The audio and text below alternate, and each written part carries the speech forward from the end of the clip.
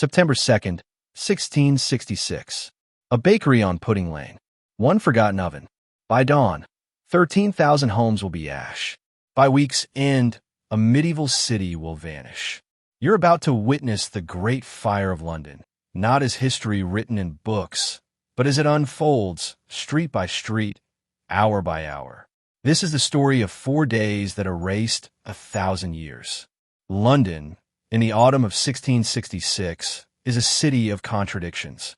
It sprawls across the north bank of the Thames, a tangled maze of timber and thatch, where nearly 500,000 souls live packed within ancient Roman walls. The streets are narrow, so narrow 2 carts cannot pass without one reversing. Buildings lean toward each other, their upper floors jutting out until neighbors could shake hands across the alleyways without leaving their windows.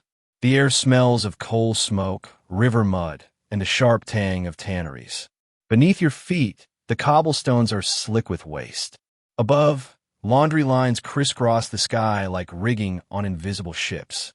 This city survived the Black Death. It endured civil war.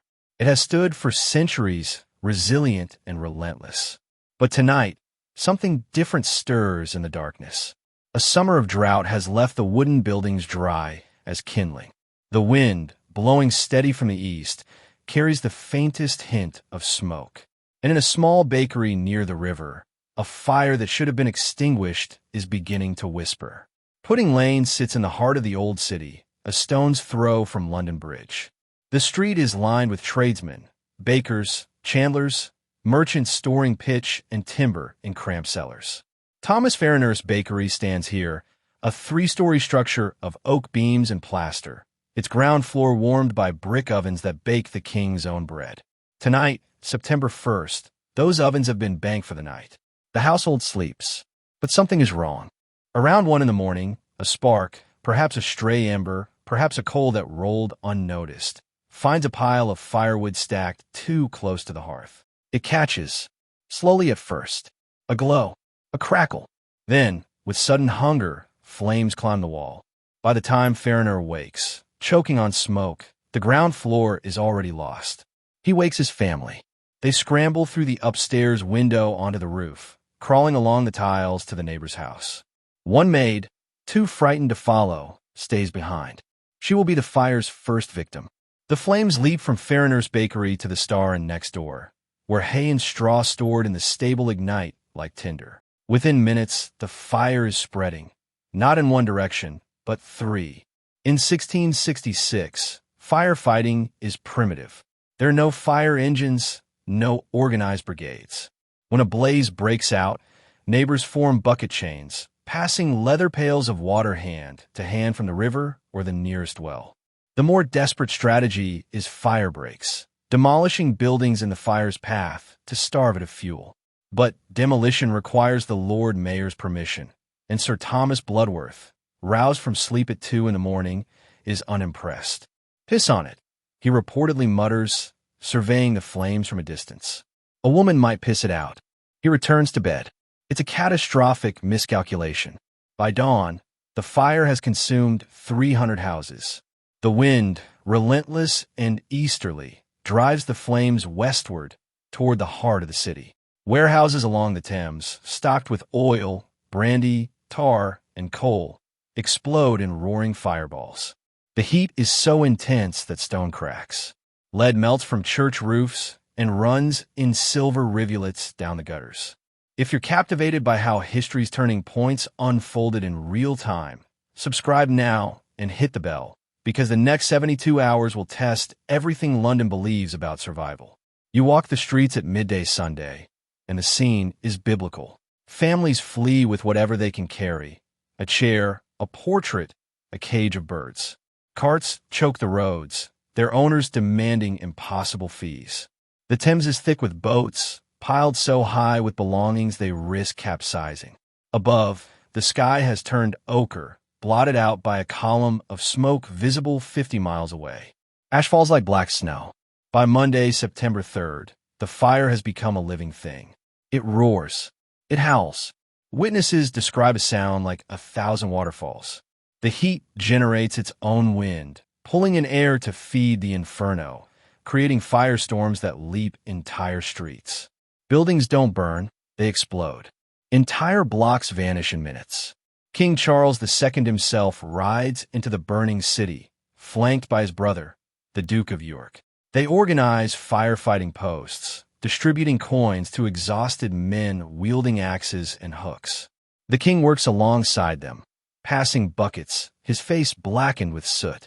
For once, rank means nothing. Survival is all. But the fire will not be reasoned with. It devours Cheapside, the shopping heart of London. It consumes the Royal Exchange, where merchants traded goods from across the world. It climbs Ludgate Hill and reaches the doorstep of St. Paul's Cathedral, a Gothic fortress of stone that has stood for 600 years. Surely, people think St. Paul's will hold. It does not. The cathedral's wooden scaffolding, erected for repairs, catches fire. The lead roof melts. Stones explode in the heat like cannon fire. The vast interior becomes a furnace. By Tuesday morning, St. Paul's is a hollow shell. Its destruction feels like the end of the world. Tuesday, September 4th. The fire has now burned for 3 days and nights without pause. It has consumed over 13,000 homes, 87 churches, and most of the city's public buildings. The medieval London you knew, the London of Chaucer, of Shakespeare, of generations, is gone. But finally, the wind shifts. And finally, the fire breaks begin to work. Soldiers under the Duke of York use gunpowder to demolish entire rows of houses on the fire's western edge, creating gaps too wide for the flames to cross. The blaze, starved of fuel, begins to falter. By Wednesday morning, the fire is contained. By evening, it is out. You stand at the edge of the ruins. 400 acres lie in ash. The skyline, once bristling with spires and gables, is flat. Smoke still rises from the rubble, thin and ghostly. The Thames reflects a city that no longer exists. Miraculously, only 6 deaths are officially recorded, though the true toll, especially among the poor, is certainly higher. 80,000 people are homeless. They camp in fields outside the city walls, in Moorfields and Islington, under open skies. For weeks, the ground is too hot to walk on. Cellars smolder for months. But London does not die. Within days, plans for rebuilding begin. Christopher Wren, the architect, proposes a new city, wider streets, stone buildings, rational design. Not all of his vision will be realized, but St. Paul's Cathedral will rise again, crowned with a dome that still defines the skyline.